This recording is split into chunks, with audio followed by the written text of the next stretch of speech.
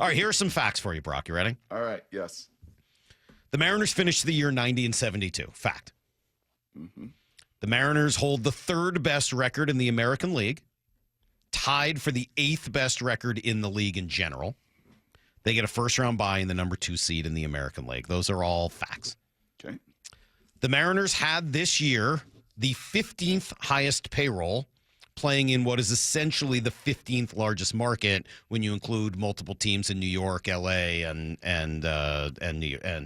Chicago. Okay. Of the 14 teams that spent more money, and this is all according to Spot Rack, so that I just had to choose a system. So I looked at Spot Rack in terms of salary.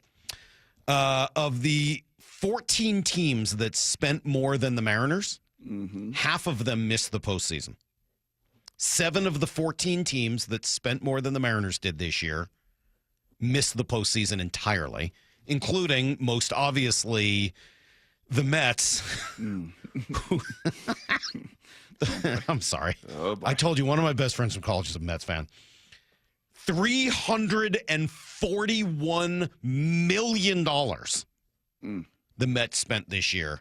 More than double what the Mariners spent. And if I read this right this morning, the Mets had more money on the IL at the end of the year than the Marlins spent. Oh, yeah. Like, that's unbelievable. Does that still include Bobby Bonilla's money? I think the $1 million on Bobby Bonilla might still be there. Yes, still included. $341 million the Mets spent this year and missed the postseason. So of the 14 teams ahead of them in spending, half of them missed the postseason. Of the 7 that made it, that spent more than them, 5 of them are going to be playing Wild Card Weekend without a bye. So of the 14 teams that spent more than the Mariners, only 2 others are also have the bye, Philadelphia and Toronto. Isn't that incredible? Milwaukee obviously spent quite a bit less.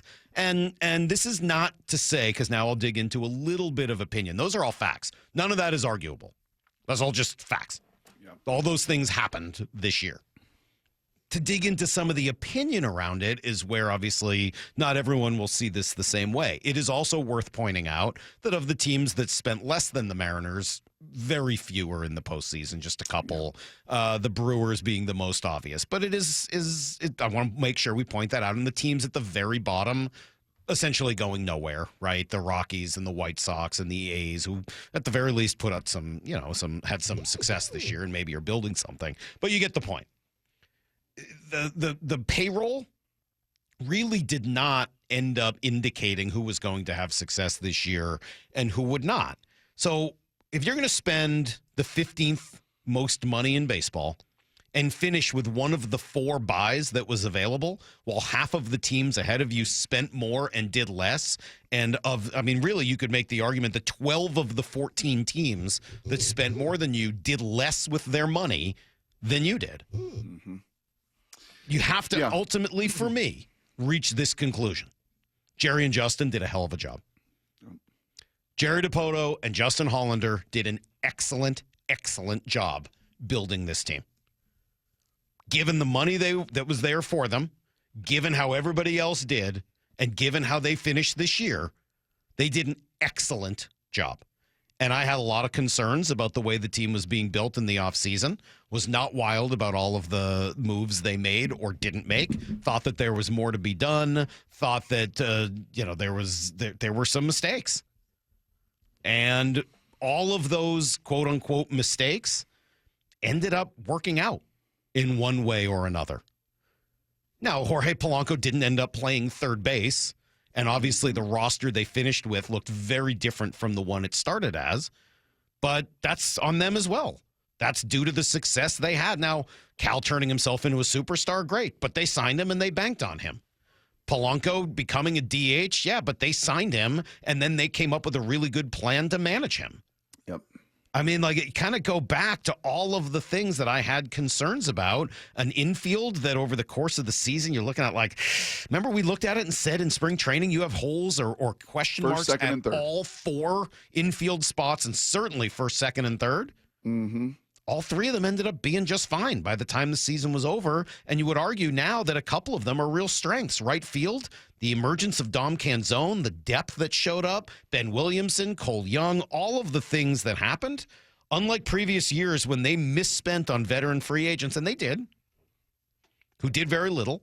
This year, they spent internally for the most part. They spent on players that they knew, like Polanco, and they took on money at the deadline. And when you look at all of that, you created a team along with a farm system that they've been developing and is finally mature enough to truly augment and fill all of their in-season needs. Players who just played a little bit better this year, manager who did his job, coaching staff that, by all accounts did a more consistent job than in previous years. You put it all together, Brock, some of the concerns we had of saying, hey, you got to spend wisely. The money's been there to a point. You can't waste it on guys like in the past, Polanco, Wong, you name it. We went through all those names that just didn't really, Haniger, that just didn't do much. Winker. They did it this year. Mm-hmm. Those guys all produced for them over the course of the year. There wasn't wasted money. There weren't wasted roster spots. And the small ones that didn't work out as well as you'd want, like Garver or Leody Taveras, whatever, they found ways to augment and or eliminate those problems by bringing in better fixes. Okay, Taveras didn't work. Great. Guess who did? Dom Canzone, who they developed and ended up being incredible this year. Garver, okay, well, guess what? He actually hit fine against against lefties, and so you used him in a role in which he could still be productive. Mm-hmm. You got to spend wisely. Sometimes not spending as much can be an advantage because older players tend to be more expensive and also more injury prone. Jerry, Justin, kudos. Apologies for comments and concerns that I had leading into the season and at times early this year. Two of you guys did an unbelievable job. I said it to Justin when he called on, what was that, Friday? Mm-hmm. And would say it to Jerry as well.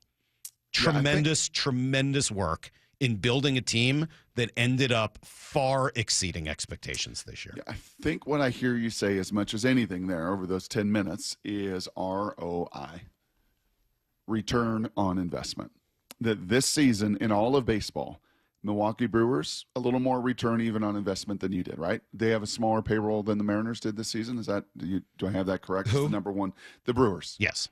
Yeah. So, as far as ROI goes, they're the number one team in baseball this year. Incredible what they've done. Anybody else ahead, return on investment? So who were the playoff teams below the Mariners in payroll? You said there were a bunch of them that spent more and 7 made the playoffs. So there's 12 total teams, and that Cleveland have a smaller payroll than the Mariners? Not by a lot, but they do. Here, I'll give you give me 1 second, just pulling it up. So behind the Mariners, teams that made the postseason, Mariners, as I said, hold on, I got to do it by the Mariners were 15th payroll. Highest. Yep, they were 15th by total payroll. Yep. Behind them, Detroit 17th. Okay. Cincinnati 22nd. Milwaukee 23rd, Cleveland 25th. Wow. Cleveland just for comparison's sake, Cleveland spent $100 million. The Mariners spent $161. Wow. So I there are a few there that got a little better bang for the buck. Had to do it in historic ways. I mean, maybe. I mean, Cleveland won 88 and kind of, lucked into it a little bit at the end. They're not that talented, but they got an excellent manager. I would say the same with Cincinnati, 83 wins, but, got hot late. And again, excellent manager and two guys that we talked about this offseason. Mm-hmm. But give credit to Dan. I mean, he did just as much or more than either of those two guys did. And, so Dodgers number 1, playing wild card weekend. Mets number 2 out. Yankees number 3 wild card weekend. Philadelphia number 4. You got to say that's pretty good. Toronto number 5. Houston out. Texas out. Atlanta embarrassed. San Diego in, but wild card weekend. Same with the Cubs. Angels. The Angels spent $206 million for that piece of what garbage that they put out there. Every single person associated with that organization should be embarrassed and probably retire or resign. Mm-hmm. Boston 12 in, but playing wild card weekend. Arizona out. San Francisco out. And then you got the Mariners followed closely, by the way, by Baltimore, who was nowhere close. Yeah, it's no guarantee, and return on investment's a big deal. I would also say this, and Jerry was asked about it amidst the celebration, I believe, on Thursday night or whenever that was, that they clinched number 2. I think this is a lesson for all of us to hopefully understand in the years ahead, there's more than one way to build this thing. It's not just the off season.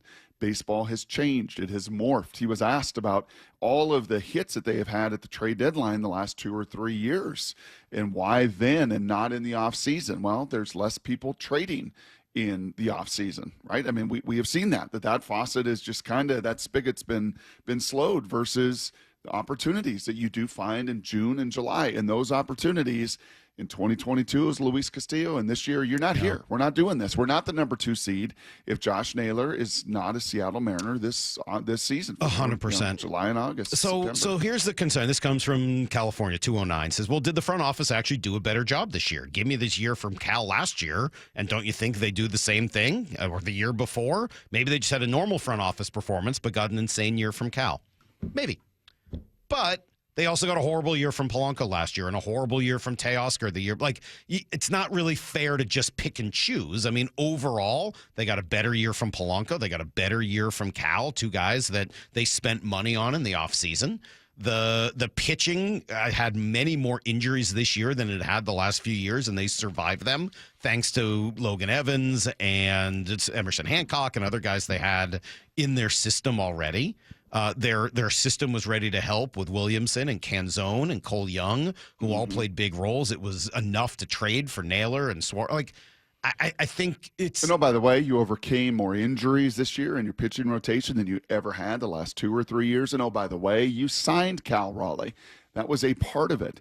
You gave him 100, I mean, he bet on Cal. Yes, you did. And that may be part of the reason he had the 60 home run season he did. So I don't think it's fair to I think it's a fair question to ask. Don't get me wrong. But I think that would, to go in that direction ignores some of the other ups and downs. There is an obvious element of luck in baseball. There is an obvious element of good and bad fortune. Not just injuries, but in terms of what you get out of a player from year to year, game to game. That's why I don't think you need to wait until the end of the postseason to have this conversation. The postseason is in many ways fickle. That's why you talk about building a team that can compete for it year after year after year, because the postseason does not always determine who the best team is in baseball. It determines who the hottest team is in the month of October of the teams that played really well over the course of the season. We'll see what happens now. Yep. But I don't think it's, I'm willing absolutely to extend, huge credit and in some cases apologies to Jerry and Justin, who went out and did something that I don't think a lot of people thought they could do this year. And I would certainly put myself on this list. Enormous credit to them. And to John Stanton as well, because they spent the right amount of money for this team to go out and have a tremendous amount of success. And here they are, Brock, on the precipice of the postseason. Pretty incredible.